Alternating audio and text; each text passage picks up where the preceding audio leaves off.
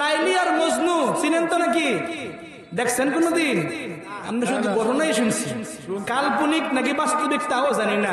বাকি উদাহরণ ধরে ভালোবাসে, অত্যন্ত ভালোবাসে। সাগর পাড়ে গিয়া এই মজনু, তখন ধরে তো আমাদের জমানার মধ্যে এত সুন্দর কলম ছিল না, এই হাতের আঙ্গুলের কলম বানাইয়া বালুর মধ্যে লেখে লাইলি লাইলি। কারণ প্রেমাস্পদের নাম লেখলেও মজা, জোরে কোন ঠিক কিনা? আর এটা বুঝবেন কইতে আমি আপনারা তো মোবাইলের জমানা পাইছেন, মুরব্বীরা বুঝবো। যখন বউয়ের কাছে সিডি লাগছে, কি যে মজা লাগছে। আর একটা সিডি যদি বউয়ের কাছ থেকে আসতো, এটারে কতবার যে ফরছে, কারণ যতবার পরে ততবারই কি মনে হয়? স্ত্রীর কথা মনে হয়। ও দোস্ত, সে মজনু আপনার সাগর পাড়ের মধ্যে এইভাবে লাইলি লাইলি লিখে তার মনকে প্রবোধ দেয়। এদিকে লাইলি ছিল গরিব মানুষ, সে তার কাজ ছিল ছাগলের রাখালি করতে। তো ছাগলের রাখালি করতে গিয়ে ছাগল থেকে দুধ দহন করে মজনুর জন্য প্রতিদিন 1 গ্লাস দুধ পাঠাইতো। বলেন কি পাঠাইতো? প্রতিদিন 1 গ্লাস দুধ পাঠাইতো। এখন কিছু কিছু লোক দেখতেছে কিরে, মজনু সাজলেই দুধ পাওয়া যায়।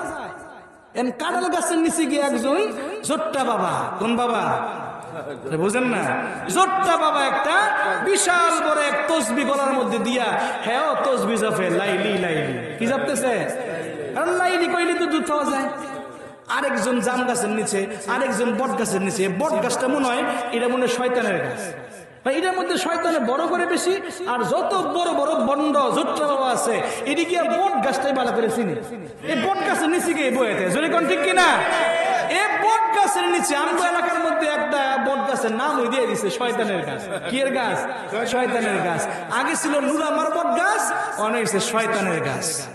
যাই হোক দোস্ত হাবাব, সে বট গাছের নিচে বিশাল লম্বা এক তসবি দিয়া এরপরে তসবি জপতাছে লাইলি লাইলি। দুধ হ্যাঁ ও পায়, হ্যাঁ ও কি টুটু দুধ। মোহতারাম হাজরিন, আসল মজনু যে এই নকল মজনুর বীরে, আসল মজনু আর দুধ পায় না। এই খবরটা লাইলির খাদেমে গিয়া লাইলির কাছে বলে দিছে, ও মেম সাহেবা, আপনার যেই ছাগল থেকে দুধ দহন করে আমাকে দিয়ে পাঠান, আপনার এই দুধ কিন্তু আপনার আসল মজনু পায় না, এটা কিন্তু নকল মজনু শেষ করে ফেলে। কি করতে পারি? লাইলি ছিল বুদ্ধিমতী মহিলা, সে বলতেছে, আচ্ছা একটা কাজ কর, তুই আজকে আমার কাছ থেকে একটা গ্লাস, একটা ছুরি নিয়ে যাবি। কয় কেন? হ্যাঁ করে মারমু? না তোর মারণ লাগবো না। কয় তাহলে কি করবো? কয় তুই যাবি, যাওয়ার পরে বলবি যে আমার লাইলি আজকে অসুস্থ, আমার মাখদুমা আজকে অসুস্থ হয়ে গেছে, আমার মাখদুমা লাইলির জন্য 1 গ্লাস রক্ত লাগবে। এই নাও গ্লাস দিলাম, ছুরি দিলাম, তোমাদের শরীর থেকে কেটে 1 গ্লাস রক্ত দিয়ে দাও। এবার ওই যে কাঁঠাল গাছের নিচে যে মজনু আছে, দুধ খাওয়াই না মজনু, হ্যাঁ বলে পাগল আমি, মজনু আমি, কিন্তু রক্ত দেওয়ার মতো এত পাগল আমি না।